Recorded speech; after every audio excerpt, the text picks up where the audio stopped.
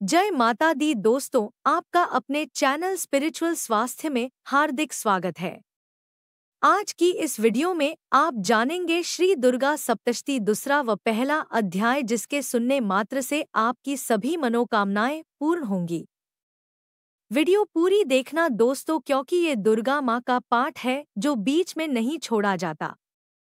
Video अगर अच्छी लगे तो लाइक, शेयर एवं सब्सक्राइब जरूर करें, ताकि भविष्य में आने वाली वीडियो की नोटिफिकेशन आपको सबसे पहले मिले। तो दोस्तों, करते हैं वीडियो शुरू। ओ नमश्चंडिकाय नम। अथ श्री दुर्गा सप्तशती पहला अध्याय। महर्षि ऋषि का राजा सुरथ और समाधि को देवी की महिमा बताना। महर्षि मार्कंडेय बोले, सूर्य के पुत्र सावर्णी की उत्पत्ति की कथा विस्तार पूर्वक कहता हूँ, सुनो। सावर्णी महामाया की कृपा से जिस प्रकार मनवंतर के स्वामी हुए, उसका भी हाल सुनो। पहले स्वारोचिष नामक राज्य था। वह प्रजा को अपने पुत्र के समान मानते थे, तो भी कोलाविध्वंसी राजा उनके शत्रु बन गए। दुष्टों को दंड देने वाले राजा सुरथ की उनके साथ लड़ाई हुई। कोलाविध्वंसियों के संख्या में कम होने पर भी राजा सुरथ युद्ध में उनसे हार गए। तब वह अपने नगर में आ गए। केवल अपने देश का राज्य ही उनके पास रह गया और वह उसी देश के राजा होकर राज्य करने लगे। किंतु उनके शत्रुओं ने उन पर वहां आक्रमण किया। राजा को बलहीन देखकर उसके दुष्ट मंत्रियों ने राजा की सेना और खजाना अपने अधिकार में कर लिया। राजा सुरथ अपने राज्याधिकार को हारकर शिकार खेलने के बहाने घोड़े पर सवार होकर वहां से एक भयंकर वन की ओर चल गए। उस वन में उन्होंने महर्षि मेधा का आश्रम देखा। वहां मेधा महर्षि अपने शिष्यों तथा मुनियों से सुशोभित बैठे हुए थे। वहां कितने ही हिंसक जीव परम शांति भाव से रहते थे। राजा सुरथ ने महर्षि मेधा को प्रणाम किया और महर्षि ने भी उनका उचित सत्कार किया। राजा सुरथ महर्षि के आश्रम में कुछ समय तक ठहरे। अपने नगर की ममता के आकर्षण से राजा अपने मन में सोचने लगे, पूर्वकाल में पूर्वजों ने जिस नगर का पालन किया था वह आज मेरे हाथ से निकल गया। मेरे दुष्ट एवं दुरात्मा मंत्री मेरे नगर की अब धर्म से रक्षा कर रहे होंगे या नहीं।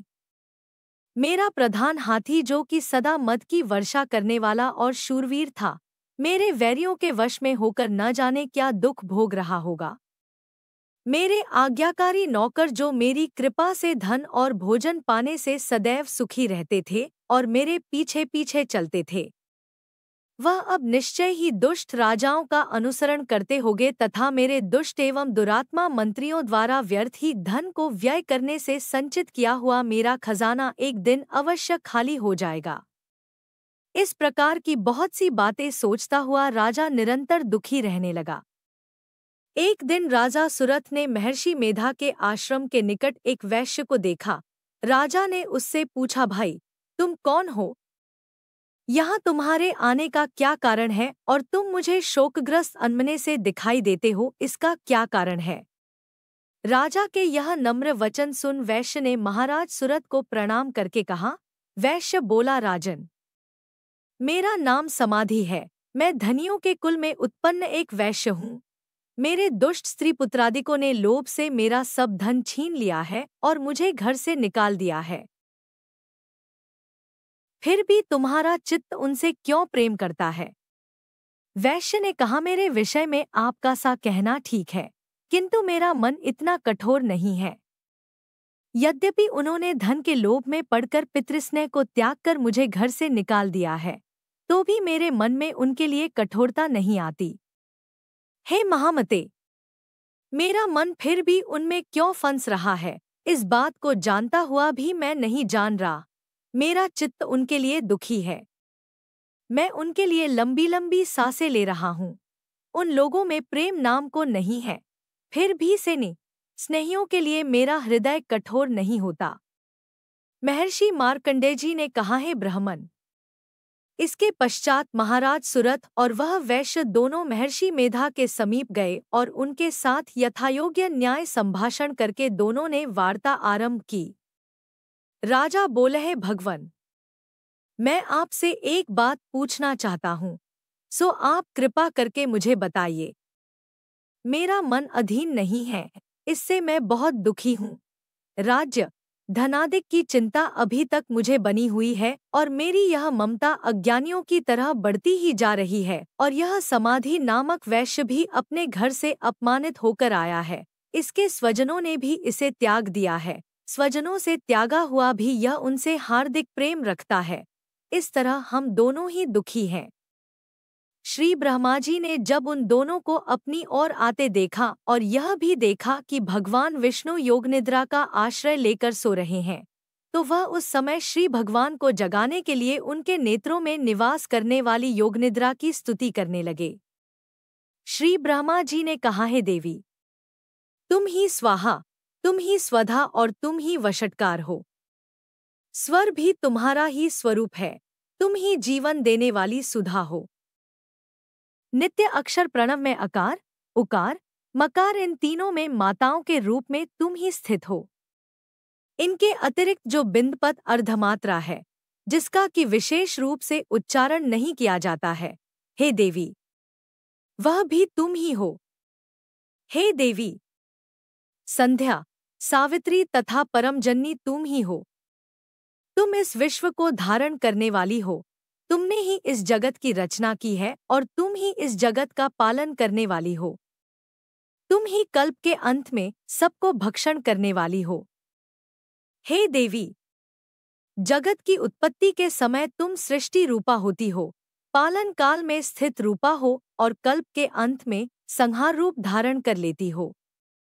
तुम ही महाविद्या, महामाया, महामेधा, महारात्रि और मोहरात्रि हो। श्री ईश्वरी और बोधस्वरूपा बुद्धि भी तुम ही हो। लज्जा, पुष्टि, तुष्टि, शांति और क्षमा भी तुम ही हो। तुम खड्गधारिणी, शूलधारिणी, घोररूपा तथा गदा, चक्र, शंख और धनुष को धारण करने वाली हो। पालन और सहार करने वाले जो भगवान हैं, उनको भी जब तुमने निद्रा के वशीभूत कर दिया है, तो फिर तुम्हारी स्तुति कौन कर सकता है। मुझे, भगवान विष्णु तथा भगवान शंकर को शरीर धारण कराने वाली तुम ही हो। तुम्हारी स्तुति करने की शक्ति किसमें में है? हे देवी, तुम तो अपने इन उदार प्रभावों के कारण ही प्रशंसनीय हो। मधु और कैटब जो भयंकर असुर है, इन्हें मोह में डाल दो और श्रीहरि भगवान विष्णु को भी जल्दी जगा दो और उनमें इनको मार डालने की बुद्धि भी उत्पन्न कर दो।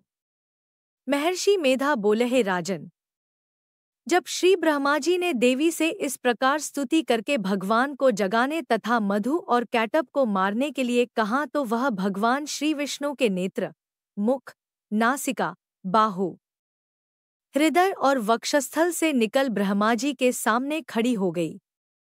उनका सा करना था कि भगवान श्रीहरि तुरंत जाग उठे और दोनों असुरों को देखा, जो कि अत्यंत बलवान तथा पराक्रमी थे और मारे क्रोध के जिनके नेत्र लाल हो रहे थे और जो ब्रह्मा जी का वध करने के लिए तैयार थे।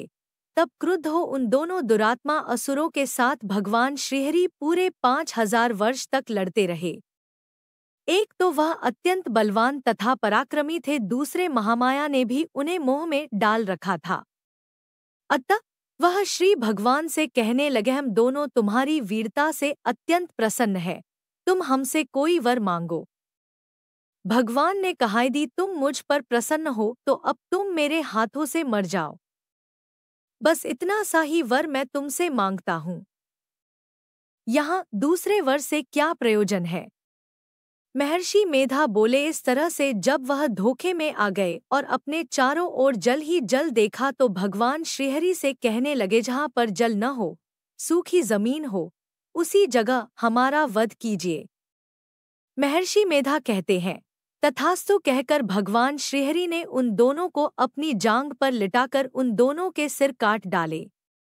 इस तरह से यह देवी श्री ब्रह्मा जी के स्तुति करने पर प्रकट हुई थी। अब तुमसे उनके प्रभाव का वर्णन करता हूँ, सो सुनो। वीडियो देखने का बहुत बहुत धन्यवाद। अगर जानकारी अच्छी लगी हो तो कृपया लाइक, शेयर एवं सब्सक्राइब करें। मिलते हैं नेक्स्ट वीडियो में।